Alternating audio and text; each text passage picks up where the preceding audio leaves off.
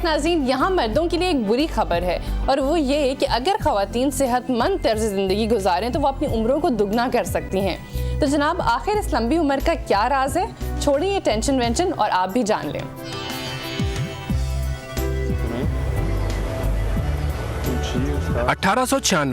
जब बरतानिया पर क्वीन विक्टोरिया का राज था तो उस जमाने में ब्राजील में पैदा हुई एक बच्ची जिसकी उम्र अब 114 साल हो गई है। आखिर मारिया गोम्स वैलेंटाइन की इस लंबी उम्र का क्या राज है? जब उनकी नर्स टाइस नोलास्को से पूछा गया तो उन्होंने कहा, हेल्थी डाइट, हैप्पी लाइफ। 6 बहन भाइयों में सबसे छोटी मारिया गोम्स वैलेंटाइन ने 1946 में शादी की, जो 33 साल तक बरकरार रही और इस वक्त उनकी देखभाल उनके नवासे और नवासियां कर रही हैं। वैलेंटाइन के मुताबिक इनकी लंबी उम्र का राज है हमेशा अपनी सेहत का ख्याल रखना और दूसरों की जिंदगी में दखल अंदाजी से परहेज करना। इनकी खुराक हमेशा से ही जबरदस्त है। फलों और सब्जियों पर और मुतवाज़िन ग़िज़ा पर ख़ुसूसी तवज्जो देती हैं। पैदल चलने के साथ साथ इन्हें वर्जिश की भी आदत थी। वैलेंटाइन को Guinness book of world record ने कदीम तरीन खातून के एजाज से भी नवाजा है। उनके शहर के तो तमाम लोग उनसे अच्छी तरह वाकिफ थे, ताहम उनके घर वालों को इस बात का अंदाजा नहीं था कि वो भी दुनिया की मशहूर शख्सियत बन सकती हैं। हमने उन्हें इस कामयाबी के बारे में बताया जिससे सुनकर वो बहुत खुश हुई और बोली, ओह तो ऐसा हुआ है। तो हमने कहा कि आपको दुनिया की कदीम तरीन खातून होने का एजाज़ मिला है। फिर जब अखबारी नुमाइंदों ने यहाँ आना शुरू किया तो हमने इनसे कहा कि मशहूर होने के लिए मुश्किलात का सामना तो करना पड़ता है, जिस पर वो बोली, नो प्रॉब्लम। इनकी देखभाल करने वालों का कहना है कि वो हमेशा से ही अपने बारे में बहुत संजीदा हैं। हर वक्त परफ्यूम लगाना और बालों में कंघी का इस्तेमाल भी करती रहती हैं और 90 साल की उम्र तक उन्हें आसानी से सुनाई भी देता था, जबकि वो अब भी टीवी देखना पसंद करती हैं। वैलेंटाइन ने कभी भी सिगरेट और शराब का इस्तेमाल नहीं किया। वो अपने बच्चों को भी इन चीज़ों से दूर रहने की हिदायत करती रहती हैं, जिस पर उनके बच्चे कहते हैं कि उन्हें 114 साल तक नहीं जीना। जी, तो आपने जाना कि लंबी उम्र का क्या राज है और जैसे उन्होंने कहा कि बड़ी उनकी माशाल्लाह खुश खुर्रम ज़िंदगी गुजरी है, उसका ये है कि वो बहुत खुश रहती हैं और अपनी डाइट का बहुत ख्याल रखती हैं। यही तो मैं हमेशा कहती हूँ कि जब तक आप हेल्दी डाइट नहीं लेंगे आप किस तरह से सेहतमंद रहेंगे, क्योंकि बहुत सारे मसले जब हमारे होते हैं, जो कि बीमारियाँ होती हैं, उससे ही हम बहुत डिप्रेस हो जाते हैं, जो कि हमारी सेहत मुतासर होती है और फिर हमारी ज़िंदगी के जो लम्हात हैं वो कम होते दिखाई देते हैं। दूसरा ये कि खुश रहना, जिसमें एक चीज़ जो थी वो जो मेरे नोटिस में आई वो ये कि वो दूसरों की ज़िंदगियों में दखल अंदाजी नहीं करती। ये बहुत बड़ा प्रॉब्लम है। यहाँ पाकिस्तान में अक्सर ये होता है कि दूसरों के घरों में देखना दूसरा क्या कर रहा है, उसके पास क्या चीज़ है जो कि मेरे पास नहीं है। इसकी वजह से कंपटीशन बहुत ज़्यादा बढ़ता है और इस कंपटीशन की वजह से हमारे अपने मसले अपने लिए बहुत ज़्यादा बढ़ जाते हैं और मसले अगर ज़्यादा होंगे तो फिर जाहिर बात है हम खुश किस तरह से हो सकते हैं। यहाँ पे कॉलर मेरे साथ है, मैं उनसे बात करना चाहूँगी। अस्सलाम वालेकुम। वालेकुम अस्सलाम, मैं मिसेस जुबैर बात कर रही हूँ। जी मिसेस जुबैर, कैसी हैं आप? अल्हम्दुलिल्लाह, आप सुनाएं, आप कैसी हैं? बस ठीक ठाक। आपने देखा कि लंबी उम्र का क्या राज है? बहुत ही अच्छी लग रही हैं। बहुत शुक्रिया आपका। अच्छा, मैंने एक्चुअली आपको एक सजेशन देने के लिए फ़ोन किया था, वो ये कि आप 1 मिनट होल्ड करेंगे, मैं टीवी का वॉल्यूम थोड़ा कम कर दूं? जरूर आप बंद करें, क्योंकि उससे ये होता है कि लाइन जो है वो क्लियर नहीं होती और थोड़ी देर के बाद वैसे ही बात होने से पहले लाइन ड्रॉप हो जाती है। जी मिसेस जुबैर कहिए। हाँ, मैंने एक्चुअली एक सजेशन देना था आपने कि जिस तरह आपने किचन क्लीनिंग किया, फिर मेरा घर मेरी जन्नत, जिस तरह से आपने मुख्तलिफ टॉपिक शुरू किए हुए अपने प्रोग्राम में, उस तरह मैं ये चाहती हूँ कि आप ना हम औरतों के लिए घर बैठे मतलब कुछ सीखने के मौके भी फराहम करें। ठीक है, फिर आप ऐसा मखसूस कर लें जिसमें आप किसी भी एक्सपर्ट को बुलाएं, तो वो हमें या तो फिर घर में बैठे हुए अपने लिए कुछ घर से ही मुख्तलिफ चीजों से कुछ चीजें बनाना सिखाए। मतलब कढ़ाई का कोई टांका हो गया या फिर ऐसा हो गया कि फैब्रिक पेंटिंग होती है उसके कुछ स्ट्रोक्स हो गए, इस तरह से कुछ चीजें आप हमें घर में बैठ के बनाना सिखाएं। ठीक है, जरूर मिसेस जुबैर, आपका बहुत अच्छा आइडिया है, बहुत बहुत शुक्रिया। कोशिश करूंगी कि जल्दी ये प्रोग्राम में हमारे इम्प्लीमेंट हो जाए। वैसे तो हम इसके ऊपर कुछ ना कुछ सेगमेंट तो नहीं आप कह सकते हैं, लेकिन प्रोग्राम में हम ये टॉपिक्स करते रहे हैं, लेकिन अभी as a segment, permanent segment कोशिश होगी कि इसको डाल दें ताकि ये कि जो चीज़ें डिफरेंट स्किल्स हैं वो सीख सकें। नेक्स्ट कॉल की तरफ आती हूँ। अस्सलाम वालेकुम। जी, टीवी का वॉल्यूम प्लीज़ बंद कर दीजिए। हेलो जी, अस्सलाम वालेकुम। मेरे ख्याल से लाइन जो है वो कनेक्ट नहीं हो पा रही और वो टीवी का वॉल्यूम ही तेज़ था, इसीलिए जो है वो लाइन कनेक्ट नहीं हो पाई है। अच्छा, यहाँ पे जहाँ पे बात आती है कि पाकिस्तान में बहुत सारे मसाइल हैं और वाकई हैं, आलमी सरमायादारी के इस्तेहसाल की भयानक शक्लें पूरी दुनिया में महंगाई, बेरोज़गारी, गुर्बत और बढ़ती हुई तबकाती तफरीक की सूरत में बहुत तेज़ी के साथ सामने आ रही हैं। हम पाकिस्तान में तो महंगाई और गुर्बत की बात करते हैं, लेकिन दुनिया में और भी कई ममालिक हैं जहां अवाम गुर्बत की लकीर से नीचे ज़िंदगी गुजार रही है। ये है ब्राज़ील के एक शहर की पुरशोर शाहराह, जहां से रोजाना 3000 से ज्यादा अफराद गुजरते हैं। लेकिन शायद ही कभी किसी ने ये गौर किया होगा कि जमीन से 18 फीट बुलंद ऊंचाई पर गुज़िश्ता 5 साल से ये 2 अफराद इन दरख्तों पर अपनी जिंदगी के दिन गुजार रहे हैं।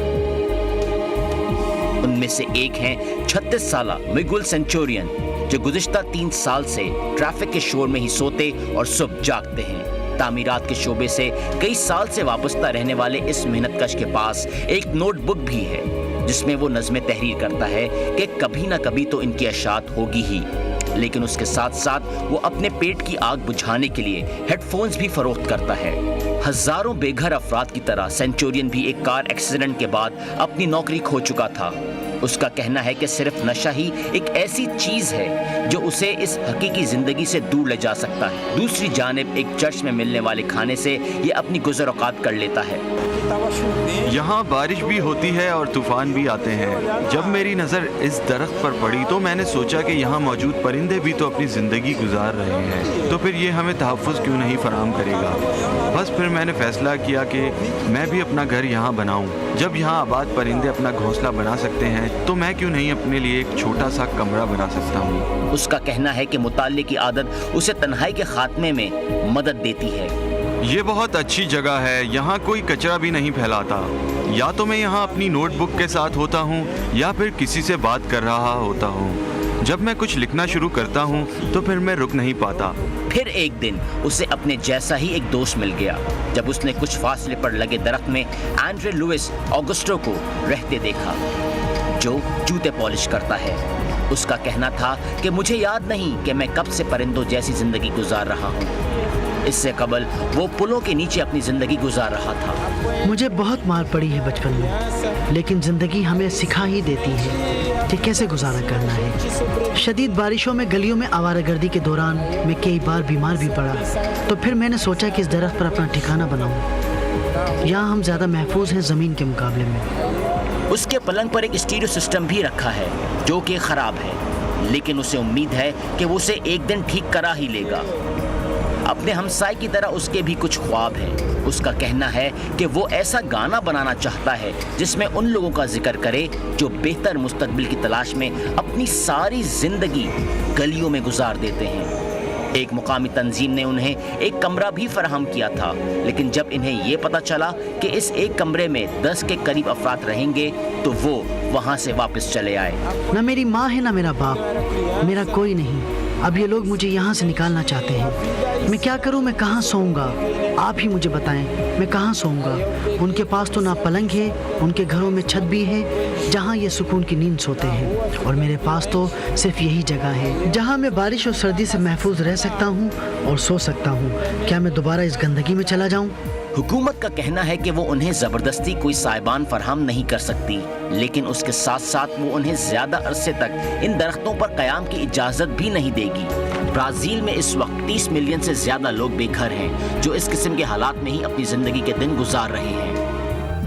देखा आपने कि पाकिस्तान में ही सिर्फ गुर्बत का मसला नहीं है, बल्कि दुनिया के बहुत सारे ममालिक हैं जो कि गुर्बत की लकीर से नीचे ज़िंदगी गुजार रहे हैं। और इस जो आपने जो पूरी कहानी देखी है दोनों नौजवानों की, इसको दिखाने का मकसद ही यही है कि हम अपने से नीचे लोगों को देखें तो हमें तसल्ली हो कि हम इनसे तो बहुत बेहतर हैं, ताकि वो हालात, वो मसाइल जिनका सामना इस वक्त हम कर रहे हैं, उसको फेस करने में हमें कुछ हद तक आसानी हो जाए। यहाँ पे कॉलर की तरफ आती हूँ। अस्सलाम वालेकुम। हेलो, अस्सलाम वालेकुम। जी वालेकुम अस्सलाम। क्या हाल है सबीन? बिल्कुल ठीक ठाक, आप कैसी हैं? जी अल्लाह का शुक्र। सबीन, मैं बहुत आपका शुक्रिया अदा करना चाह रही हूँ। कल आपने इतनी मेरी तारीफ की, लाइट तो गई हुई थी और मैंने सुबह देखा है प्रोग्राम, और बहुत शुक्रिया आपके गिफ्ट नहीं, आपने इतनी अच्छी नज़म जो हमारे प्रोग्राम के लिए जो बनाई है वो थी इतनी अच्छी।